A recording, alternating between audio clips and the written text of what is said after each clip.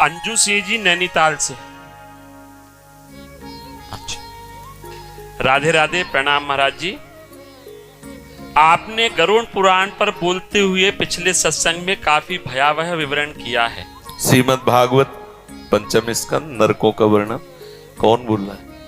गरुड़ पुराण से नहीं, श्रीमद् भागवत पंचम स्कंद नरकों का वर्णन श्री सुखदेव जी महाराज परीक्षित को कह रहे हैं। भयावह क्या? जैसे कर्म किए जाते हैं, भयावह कर्म किए जाते हैं तो उनका फल भयावह होता है। जैसे कोई कहता है, आप आगे प्रश्न करना, लेकिन वो बात आ गई कह रहा हूं। कोई कहता है अरे नरक वरक नहीं होते।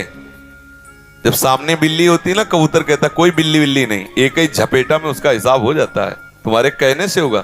अरे बोले कोई पुलिस वुलिस नहीं, करो मन मानो। जब पकड़ जाते हैं ना, तो जैसे यहाँ नरकों का वर्णन है ना, ऐसे वहां वर्णन है। हम एक मिले थे गंगा किनारे, तो बड़े लंज पुंज तब वो बता रहे थे कि किसी गैंग में थे, पकड़ गए, अंगुलियां सब चकनाचूर थी। वो बता रहे थे यहाँ लोहे की कीलें गाड़ी जाती, बर्फ की सिल्ली में लिटा के, और जैसे कपड़ा कूटा जाता है ऐसे कूटा जाता है। टट्टी पेशाब सब उसी कमरे में छूट रही है, सड़ रहे हैं, मक्खियां मच्छर सब काट रहे हैं। अरे बोले सब झूठी बात, तो करके देख लो।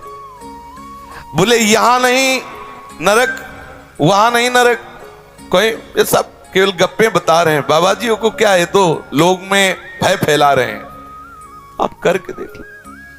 यहां बोले भगवान अगर दंड देना है तो समाज में दंड दें।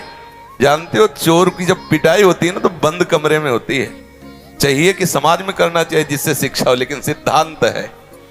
आप देखो किसी मुजरिम को ले जाते हैं तो कैसे पीटते हैं, सब बंद करके एकांत में भी कस के धुलाई करते, एक एक बात पूछ लेते। ऐसे ही जिससे जैसे हम तिहाड़ जेल नहीं, ऐसे नरक है। ऐसा मान लो कि तिहाड़ जेल एक भारत की जेल है और नरक एक अनंत ब्रह्मांडों की जेल है।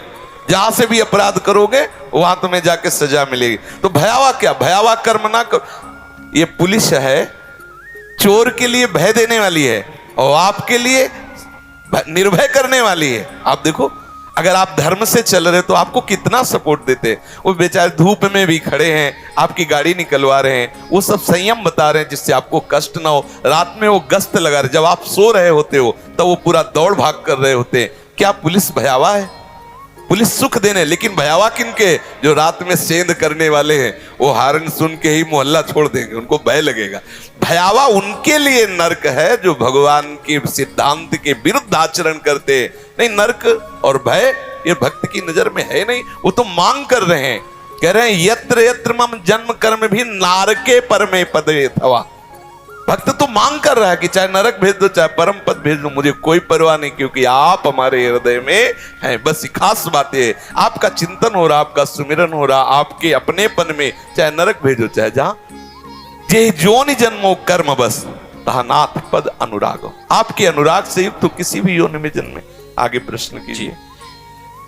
भयावह विवरण किया गया है। पाप कर्मों का पहले भी प्रभु जी ऐसा सुना गया है। प्रश्न ये है कि वो दंड बहुत ज्यादा हैं और फिर जन्म लेने के बाद जो हम भूल जाते हैं और फिर वही विकार घेर लेते हैं। 5 मिनट का बलात्कार, 5 मिनट का, पूरे जीवन की जेल, और इतने से ही मुक्ति नहीं हो गई, इसके बाद भी कुछ होता है। इसीलिए डरो, भयभीत हो और धर्म से चलो। कोई खिलवाड़ थोड़ी है, तुम खेल खेल। वो एक ने कहा कि अगर हम मांस नहीं खाएंगे तो हमारे अंदर बल नहीं आएगा, ऐसा नहीं आएगा, वैसा नहीं आएगा। बनो बलवान, वहां एक से एक बलवान तुम्हारे होश ठीक कर देंगे। जैसे तुम यहाँ जीवों को खा रहे हो ना, तुम अपने बल पुष्टता शर्म आनी चाहिए। कैसे कैसे राक्षसी स्वभाव के लोग हैं। अरे मांस, बोले तुम भी तो मूली और गाजर पाते हो, उसमें भी तो जीव है। ये हमारे लिए विधान है, शास्त्री कानून है कि तुम पा सकते हो। हमारे लिए विधान किया है भगवान ने। तुम मनुष्य, तुम्हारे लिए बकरा भैंसा राक्षस हो क्या? तुम्हारे लिए विधान है क्या? मूली गाजर जो विधान है, जीवे जीव बिना जीवे नहीं, सिद्धांत है। हमारे लिए विधान है। हमारे लिए गेहूं है, जौ है, चना है, दालें हैं, अन्न है, फल है, मेवा है, मिष्ठान है, दूध है, दही, कितने पदार्थ जरूरी है। जिंदा पशुओं को जलाओ और खाओ तो राक्षस बनो, तो तुम जाओ भोगो जाके। कानून का मतलब क्या? देखो, एक स्त्री है जिसका पाणी ग्रहण विधान से करते हैं, उसको हम अपनी पत्नी रूप में स्वीकार करते हैं। बाजार में घूमो, कोई विरोध नहीं। ना इस लोक में ना परलोक में। हमारी बहन भी स्त्री है, दूसरे की बहन भी स्त्री है, और वही व्यवहार तुम करो तो दंड भोगो, यहां भी जेल भोगो, वहां भी नरक भोगो। बोले स्त्री तो स्त्री है, अरे जी है, लेकिन विधान है।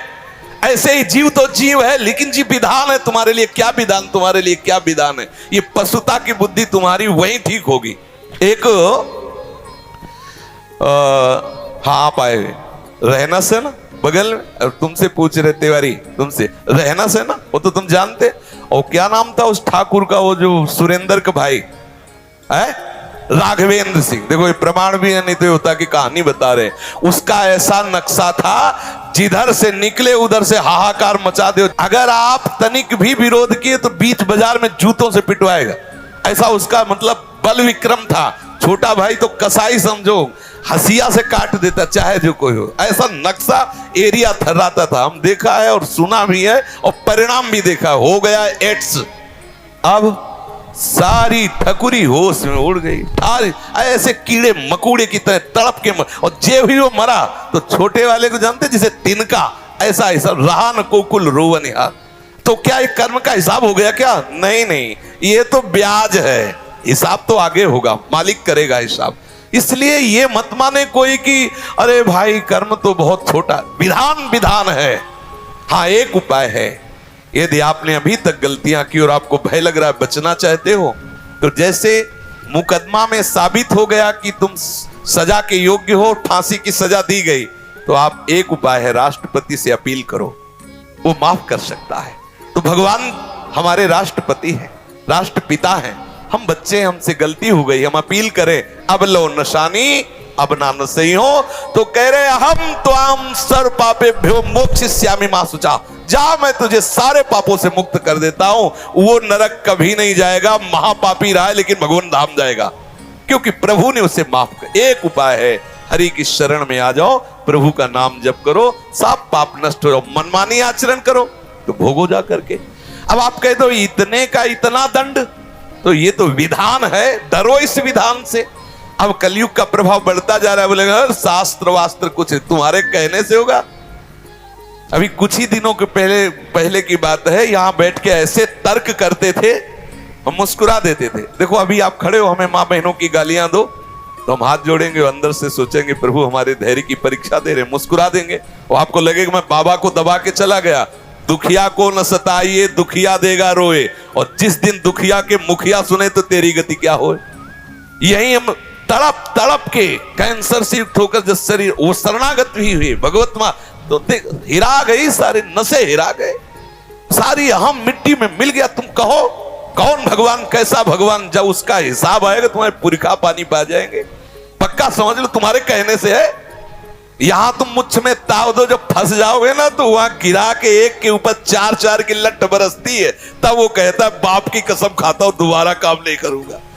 अभी तुम बोल लो जितना मनावे बोल लो, यहां तो बख्श जाओगे किसी तरह, क्योंकि हृदय वाले हैं।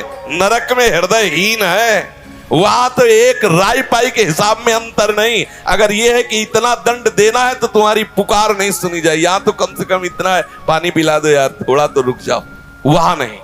इसलिए डरो इस बात से कि कहीं हमसे, हरिवंश महाप्रभु कहते हैं यही डर ही डर हरिवंश, डरो जैसी हरिवंश नरक गति दुर्भर, यम द्वारे कटियत नक्शी के।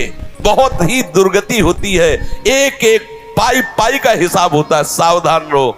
हाँ अगर आपको ऐसा लगता है कि अब बहुत गलती हो गई तो हमारे प्रभु की शरण में हो जाओ, सीधा उपाय है, और भजन करो, प्रभु से क्षमा मांगो, वो कृपा करके 1000 थप्पड़ को एक चपत में निपटा देंगे। उनके आगे किसी की चलती नहीं, इसलिए प्रभु की शरण में हो। रत्नाकर जैसे डाकू को ब्रह्म ऋषि वाल्मीकि बना दिया, बिलोमंगल वैश्यागामी को बिलोमंगलाचार्य बना दिया, अजामिल जैसे वैश्यागामी पापाचारी को भागवत में उनका यश गाया गया। इसलिए हम प्रभु के नाम रूप लीला धाम पर विश्वास करें और भजन करें। नरक का भय हमारे लिए पक्का है यदि भजन नहीं किया, भगवान का चिंतन नहीं किया। कहने से कुछ नहीं होता कि ये जी क्या होता है।